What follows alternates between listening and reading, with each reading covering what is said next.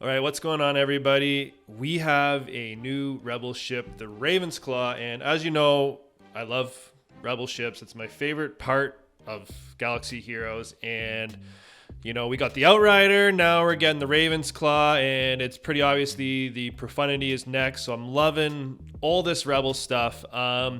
Some pros and cons the way I see it, though, so let's kind of take a look at this ship, and I'll give you my thoughts on where it's going to be used, how it's going to be used, and I guess the big question is will it be as viable as the Falcon in the home one, and will it be able to challenge the Executor?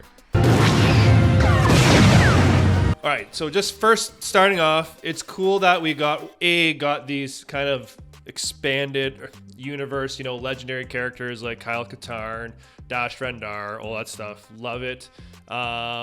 It's just, you know, lore-wise, Kyle Katarn had another ship, and when I grew up playing video games like Dark Forces, the Moldy Crow is the one that really speaks to me as Kyle Katarn's ship. And, you know, in that game, what did Kyle Katarn do with the Moldy Crow? He stole the Death Star plans. Like, that sounds like a, you know, tailor-made fit for the Profundity and what the Rogue One crew does, and a blending of those two storylines doing essentially the same thing. So, you know, it would have been nice to get, you know, the Moldy Crow and then have it with the Profundity, but now we're getting, you know, the Ravens Claw, and we're sticking it with Home One, and then the Millennium Falcon to the Profundity. Just, again, lore-wise, the Falcon was flying with Home One in Return of the Jedi and probably other battles and canon and comics and whatnot. The Ravens Claw was not. So, like, you know, that little part bugs me a little bit, but, you know, it is what it is. We got another Rebel ship. And I get why, you know, you'll see that this ship has a lot of non-scoundrel Rebel ally information, which is why it's not going to play nice with the Outrider or the Falcon. And I get it. If this ship was in the same lineup as the Falcon, with all the attacks out of turn, there's going to be so much foresight constantly. Like, the Rebel fleet would be way too overpowered. I get it. I'm fine with that. But anyways, let's get into the kit. I think it's pretty cool, and I think there is potentially some viability here. So I'm assuming everyone's already seen the kit, so I'm not going to deep dive into all the abilities. I'm going to more so focus on how we're going to use this in Home One and how I will be testing it whenever I get this thing up and running. Let's start down in the uniques, and where I want to start at is right here. Whenever an enemy is inflicted with target lock, Raven's Claw gains foresight for 2 turns. All right, and then what does foresight do? It allows ships to ignore taunt effects. On the basic, you attack a second time and dispel buffs. Okay, and if there is target lock on the one you're attacking, you call a random non-scout rebel ally to assist. So keep that in mind here. Okay, and then the other big thing is that the Raven's Claw, when it has foresight, has 50 plus 50 speed. So again, we don't know the base speed, but it could very well be very fast. So how does that look like in a traditional Home One setup? Well, I love running Biston, and I highly recommend people run Biston and gear up Biston and Scarif Rebel Pathfinder. It's a great ship. It's also a very fast ship. So when you use the opening move for Biston, you are dropping target lock. And the Rebel fleet, really, like, historically, has always been about getting out first, up and running with all the attacks out of turns, big critical hits, and at least taking a ship or two out to give you that advantage.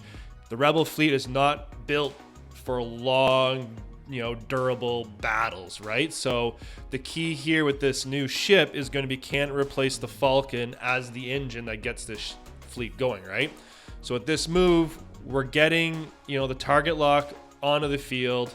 Biston, you know, is going to go first against anyone in the Executor lineup. The only one a Negotiator beats him is 5s. So he's still likely going to go first, get that target lock out there. And what that does is, again, you know, that target lock triggers the taunt on Big. So now your tank is taunting.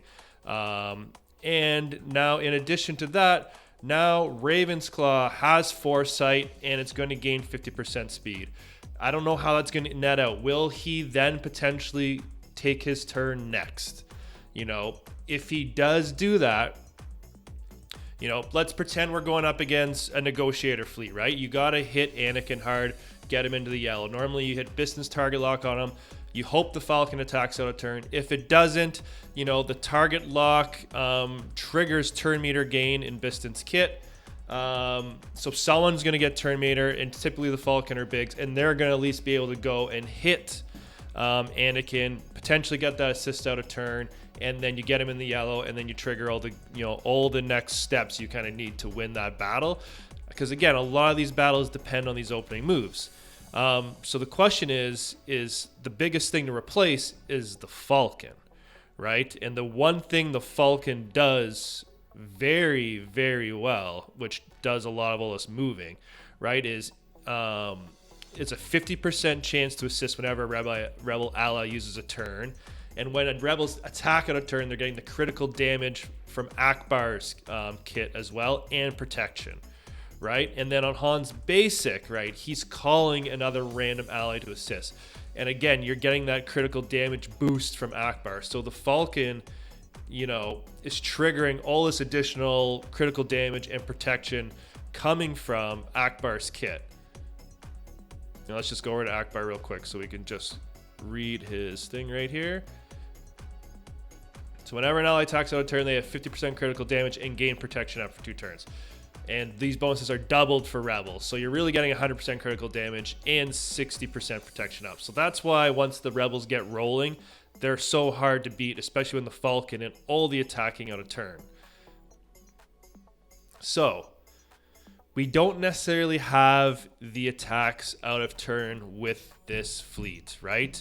We have the basic attack, right? If there's target lock, which there will be on the opening hit, you will call another random ally to assist. So in theory, if you drop that target lock on Anakin, there's a good chance this ship will go next. And if you use your basic, you should get an assist, and it should be, if Biston's out there, right? Or, you hope it's Biston who gets the assist. You should be able to get Anakin down into the yellow or lower. So hopefully that keeps that strategy still viable.